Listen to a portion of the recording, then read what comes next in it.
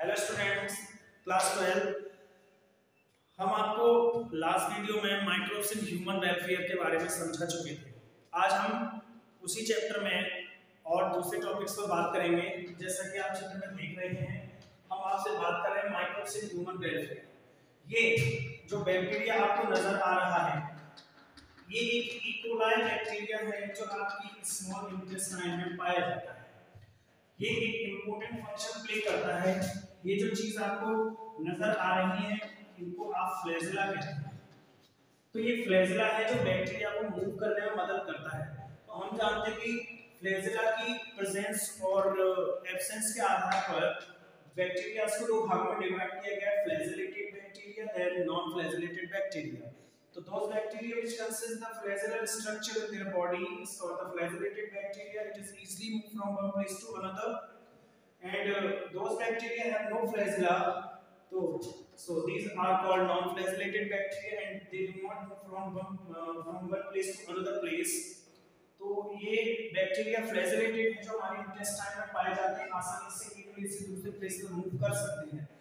Non flagellated bacteria जो move नहीं कर पाते, बॉडी के जिस स्थान पर गिरते हैं उसी स्थान को अफेक्ट कर देते हैं। इसको हम इकोलाई बैक्टीरिया कहते हैं। तो ये इकोलाई बैक्टीरिया।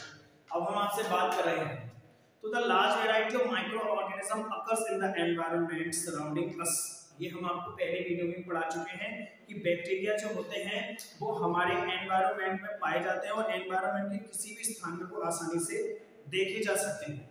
तो बैक्टीरिया को हम बता चुके थे कि सॉइल में भी, यानी अंडर द सॉइल भी पाया जाता है और स्नो वाले एरिया में भी पाया जाता है। ये -40 डिग्री सेल्सियस से भी नीचे टेम्परेचर पर आसानी से सर्वाइव कर सकते हैं, और यह 100 डिग्री सेल्सियस टेम्परेचर इंक्रीज हो जाए, इससे भी ऊपर के टेम्परेचर पर भी ये सर्वाइव कर सकते हैं, जहां और कोई ऑर्गेनिज्म सर्वाइव नहीं कर सकता। अब हम आज बात करते हैं डेयरी इंडस्ट्री की। तो डेयरी आप जानते हैं, डेयरी जो होती है जिससे आप लोग दूध या पनीर भी लेने जाते हैं, वो डेयरी होती है। तो डेयरी इंडस्ट्री की हम बात करते हैं, तो इसमें हम बताएं तो milk and dairy product are essential item of our food. दूध और दूध से बनाए जाने वाले जो पदार्थ होते हैं वो हमारे जीवन के लिए सबसे प्रमुख आइटम है। Because of their richness in various nutritional element, microbes find them a suitable medium for their growth. ये जो substances होते हैं, डेयरी प्रोडक्ट जो होते हैं, वो हमारे शरीर की ग्रोथ, हमारे शरीर का डेवलपमेंट और उसकी वृद्धि तथा उसके मेटाबॉलिज्म को मेंटेन करने के लिए सहायक वैल्यूज होती हैं, क्योंकि इनके अंदर पाए जाने वाला जो पोषण तत्व होता है वो भी काफी अधिक मात्रा में होता है, जिसमें हम जिसको खाकर हम उन चीजों को ले सकते हैं। तो there are various source of contaminate milk. तो ऐसे बहुत सारे सोर्स हैं जो दूध को खराब कर देते हैं। The teeth opening of cattle are usually contaminated with microbes. तो जब दूध हम किसी कैटल से ले रहे हैं, गाय भैंस बकरी या जिससे भी आप ले रहे हैं दूध, तो उसमें कुछ ऐसी बैक्टीरिया से कुछ ऐसी चीजें अंदर एंटर कर जाती है जिसकी वजह से दूध कंटेमिनेट हो जाता है, प्रदूषित हो जाता है। तो spoilage of milk then occur when microorganisms degrade and carbohydrate proteins and fats of milk and produce noxious end product। हम जानते हैं कि जब घी है, पनीर है या दूध से बनने वाले और भी अन्य प्रोडक्ट होते हैं, जब इनमें कोई भी माइक्रो ऑर्गेनिज्म प्रवेश कर जाता है जो इनकी सुविधा अनुसार काम ना करे, तो ये पूरे के पूरे दूध से बने हुए पदार्थ या दूध को पूरी तरह स्पॉइल कर देता है, खराब कर देता है। Variety of dairy product such as curd. Dairy product में बहुत सारे पदार्थ आते हैं, जैसे दही है, चीज यानी पनीर है, बटर मिल्क है, बटर है, एटसेट्रा। तो हम जानते हैं कि डेयरी प्रोडक्ट में हम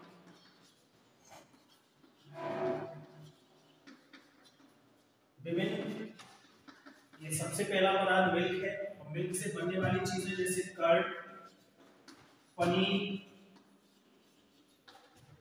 घी, बटर और स्वीट्स, ऐसी काफी सारी चीजें हम इसमें देख सकते हैं। ये कुछ ऐसी चीजें हैं जिनके द्वारा हम अपने अपने न्यूट्रिशन को और मात्रा में बढ़ा सकते हैं या इनके द्वारा और अच्छे से अच्छा न्यूट्रिशन अपने शरीर के लिए ले सकते हैं। तो कभी कभी इन सभी जो प्रोडक्ट्स आपको देख रहे हैं इनमें कोई ना कोई बैक्टीरिया एंटर कर जाता है जो इनके अंदर पाए जाने वाले यूजफुल बैक्टीरिया को फिनिश करना चाहता है और उनको फिनिश कर देता है और अपने गंदे सब्सटेंसेस से, अपने गंदे टॉक्सिक जो मटेरियल है उनको सेग्रेट करने के बाद इनको खराब कर देता है। आर ऑब्टेन अब ये जो सारी की सारी आपको चीजें जो दिखाई दे रही है मिल्क के द्वारा बनी है और इस मिल्क के द्वारा बनी हुई चीजों में लैक्टिक एसिड पाया जाता है और लैक्टिक एसिड पाया जाता है तो इनमें पाए जाने वाले बैक्टीरिया को लैक्टिक बैक्टीरिया बोल सकते हैं, लैक्टिक एसिड बैक्टीरिया कह सकते हैं जो इनके अंदर पाया जाता है। तो हम देख रहे हैं कि दूध में जो एक एसिड प्रेजेंट होता है जिसको लैक्टिक एसिड बैक्टीरिया कहते हैं। तो लैक्टिक एसिड बैक्टीरिया हमारे इन सारी चीजों को बनाने में मदद करते हैं। इन्हीं लैक्टिक एसिड बैक्टीरिया को जो अन्य हानिकारक बैक्टीरिया हैं उनको मार देते हैं। अब इसमें आता है कि the curd, cheese, buttermilk, butter, etc. are obtained by the activity of lactic acid bacteria which make the milk sour and casein protein is separated lactobacillus acidophilus। अब कुछ प्रोटीन्स पाए जाते हैं केसिन प्रोटीन्स होती है, दूध में पाए जाने वाले प्रोटीन्स को केसिन कहते हैं। ये प्रोटीन्स होती है जो किसके द्वारा सेपरेट की जाती है, लैक्टोबैसिलस एसिडोफाइलस नामक बैक्टीरिया के द्वारा ये सेपरेट कर ली जाती है। तो लैक्टोबैसिलस एसिडोफाइलस बैक्टीरिया मिल्क में से केसिन प्रोटीन को सेपरेट करने में मदद करता है। नेक्स्ट है लैक्टोबैसिलस हेल्पिटाइकस बैक्टीरिया, यहां लिख देता हूं मैं लैक्टोबैसिलस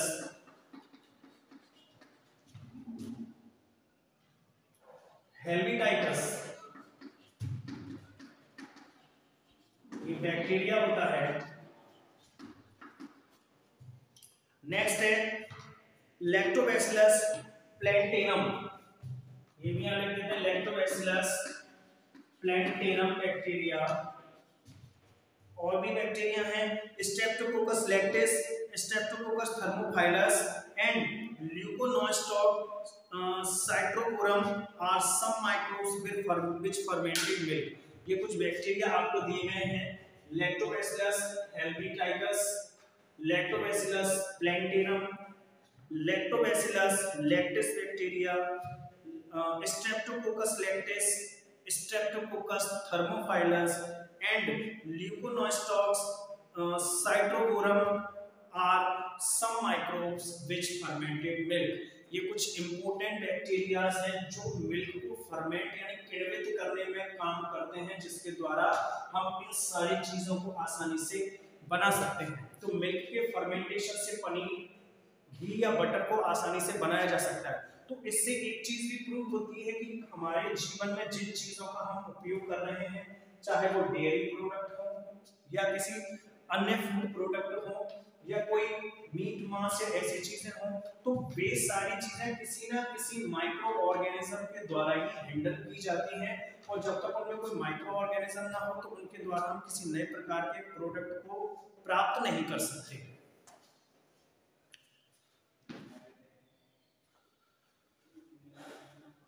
तो इस तरह से हम इन बैक्टीरियाज को समझ सकते हैं। अब जैसे कि हम बात करें दही में,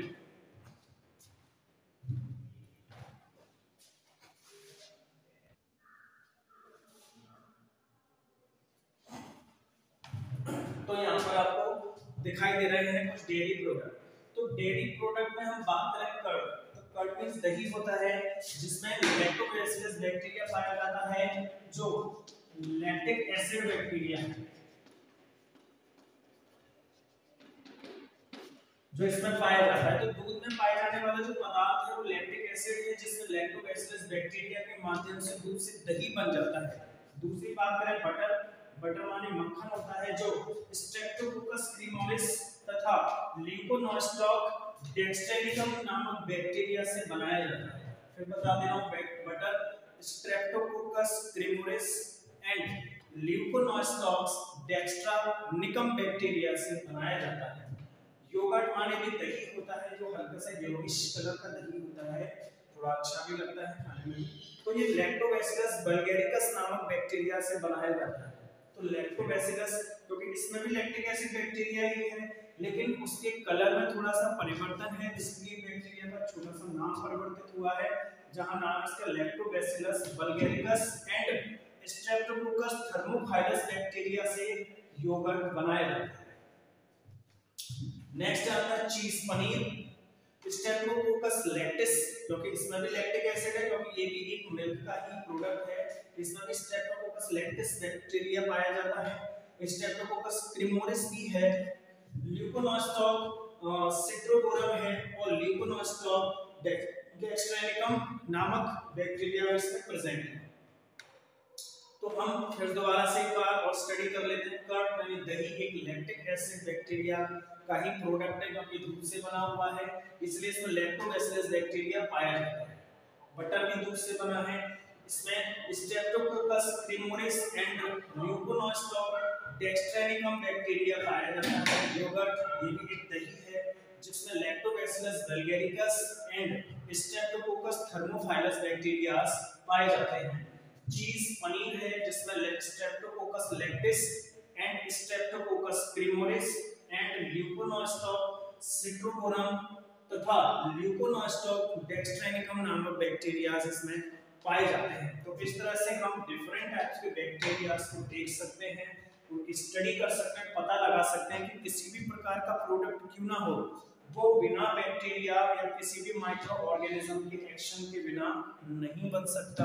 ये सबसे इम्पोर्टेंट टॉपिक्स हैं जिनको आप याद कर सकते हैं और अपनी कॉपी में भी नोट कर सकते हैं, क्योंकि किसी भी प्रकार के बैक्टीरिया पूछने के लिए पेपर में आ सकते हैं कि कौन से बैक्टीरिया के माध्यम से किस प्रकार की चीज को बनाया जा सकता है।